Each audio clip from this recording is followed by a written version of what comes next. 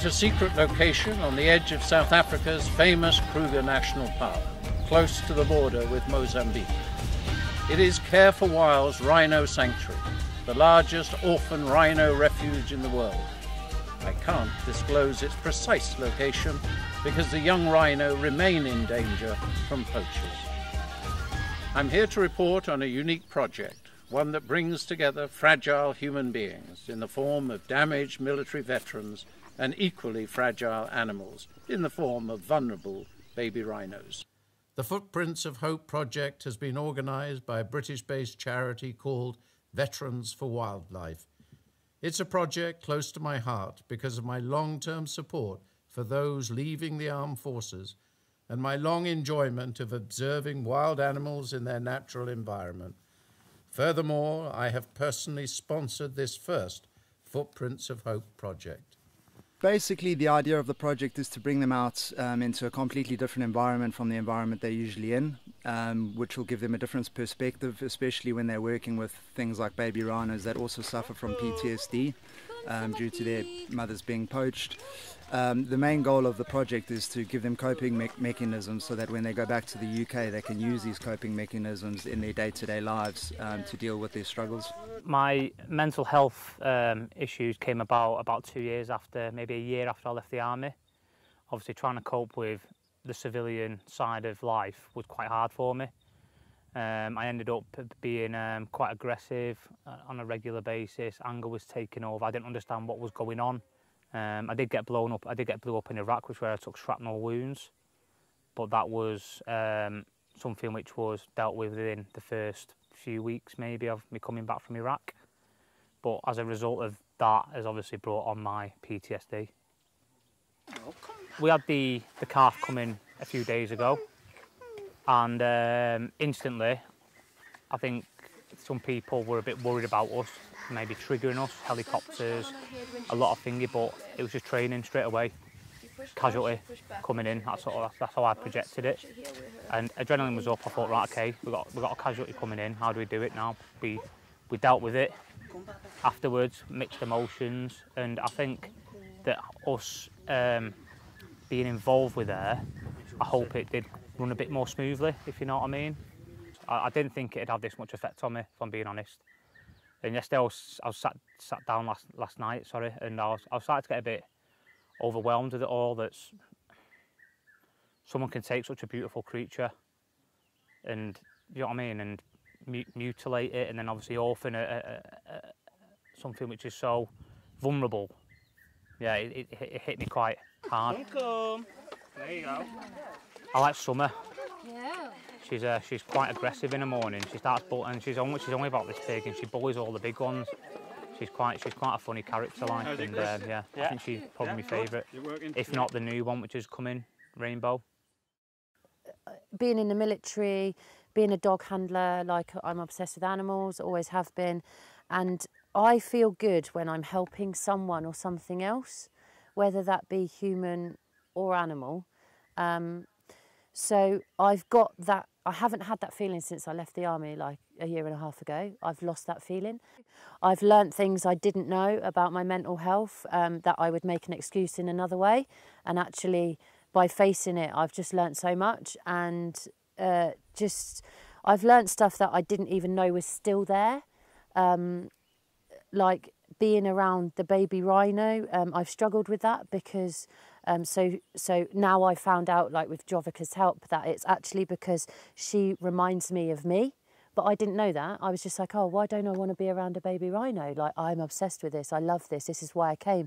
But actually the fact that she was running around the bush, her mother was injured, and then she ended up out of the wild, lost, with no one to go to, like, and Jovika was like, it, you know, led me to my own realisation that in fact she reminds me of me. So now we're doing work to get over that. So yeah, it's amazing. So good. Oh, I mean, I just cannot apprehend how someone can damage another animal. And then today I was cutting down a tree with a machete to, you know, because the low hanging branches, and I just looked at this machete and I was like, how do they do this? Like, Like, how do they take this and harm those animals? Like, I can't comprehend it. And I honestly wish, like, they just realised that harming animals is not okay and that the reasons for it are wrong. Oh, it infuriates me so much. I wish I could save every single one of them. I've got a completely different mindset, a completely different thought process. It really is. I've only been here a week, and by the third day, it had already changed my life. I think I have so much hope for them. You know, when the day the baby came in, the rhino baby came in, they just jump into gear. It's like, yes, I've got a team here, you know, that knows what to do. I think it will do them so well.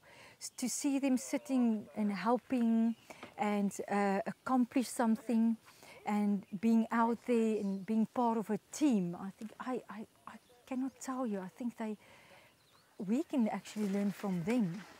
And because they understand the trauma the animal went through, it does help them in that compassion. I saw when they were sitting with this new baby rhino that came in that lost her mom, it was good. It was almost that you can ask them, listen, what do you think? Is she doing well? How is her body language? And so on. And they really you contribute towards what's happening with her. On my second tour, on the road move back to Camp Bastion, but we basically drove over an IED. In that incident, my driver, he unfortunately passed away, and a friend of mine, he was sitting inside the front cab, so he got badly burned and broke both his legs. Myself, I lost both my legs. My left leg is through knee amputation, my right leg is a below knee amputation. I punctured my left lung, fractured my right collarbone. I've got burns to both arms and both legs, and I have a T8 spinal fracture, which is fused now. I think that's it.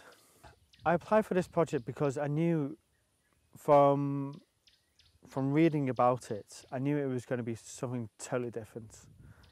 It's all well and good doing one-to-one therapy with a counsellor where we're sitting as we are now and saying, tell me about yourself and why do you feel this and how are you feeling, etc, etc. But this is completely different, completely out of the ordinary. I'm sitting down with these rhinos, and especially with the new calf which came in just a few days ago, and I've spent time with it, just sitting down with it and just watching it sleep and just thinking, we worry about so much back home. I was in with the new baby calf for a good few hours, and she was coming up to me loads and everything, and I was giving her a hug and everything, and some of the photos from the slideshow which you got shown before, that last day end one we're touching heads, and that was just a beautiful moment, and that's something I'll always remember. But then it also another time when myself and a couple of others, we had just fed two of the other rhinos, and they were in their pens. But then straight after their milk, they were like babies. Well, they are babies. But straight after their milk, they went into that milk coma and fell asleep. And we just stood there and just watched them.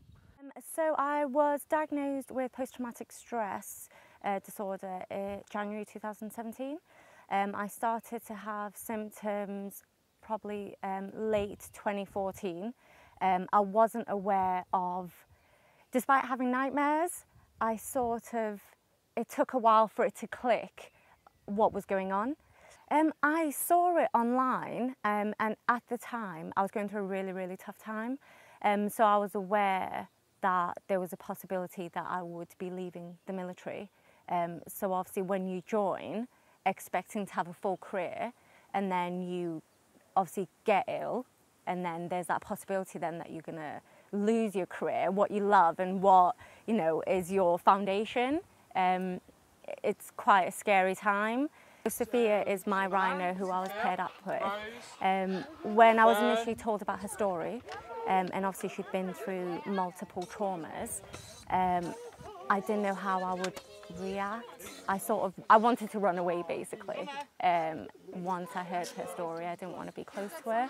And over time, hearing how sassy she is and that she actually leads the group made me a bit more comfortable. So that's been a highlight for me, to be able to build that relationship and, yeah, sort of take that step forward.